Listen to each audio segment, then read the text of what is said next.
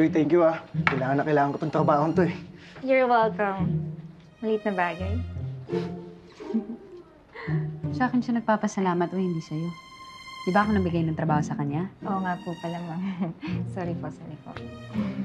At ikaw, Randolph, temporary lang to ah. Kailangan ko lang talaga ng staff ngayon. Kaya ayusin mo yung trabaho mo kung gusto mo maging regular. Huwag kang mag-alala, Ma'am Queenie. Gagalingan ko po talaga. Para lang sa'yo. Sige. We'll see.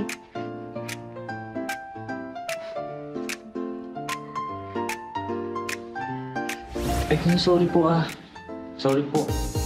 Sir, okay lang. Ako na bahala dyan. Tapos po ba kayo dito? Sige po. Okay na po. Salamat.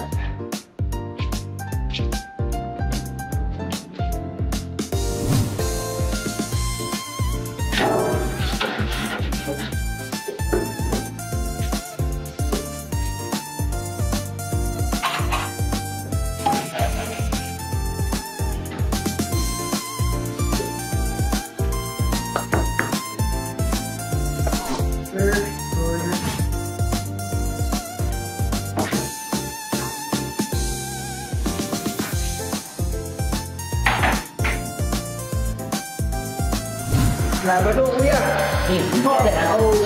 Okay. Yo, ingat.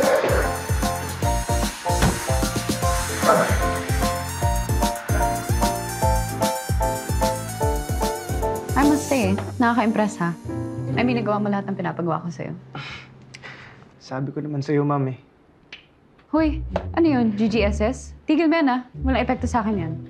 Ikaw naman, Ma'am. Masyado ka masungit. Sayang yung ganda mo, oh. Kung lagi ka nakasimangot. Subukan niyo po kayo mag-smile. Tingnan mo, mas maganda ka. Shut up. Hindi ko kailangan ng opinion mo. Bumalik ka na nga sa trabaho. Yes, Ma'am. Ikaw nga din, Farah. Doon ka muna sa labas mag-invite ka ng customers. Okay po, ma'am.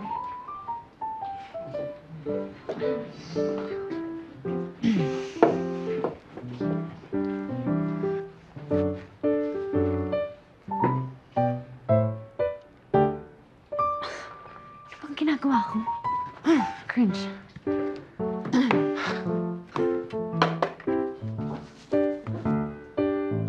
Hoy, Randolph! Hoy, Randolph! Magdamit ka nga. Ma'am, Ano ba? May customer, tapos nagtatanggal ka ng damit. sorry po. Kasi kanina naman po ng tao eh. Tapos sobrang init eh. Nagtagal ako. Sorry po, Mama. Pasensya na. Okay lang yan. Masarap naman eh. Ng ice cream na tinitinda nyo. Ibig sabihin. Please, can I have one? Sige po, ma'am.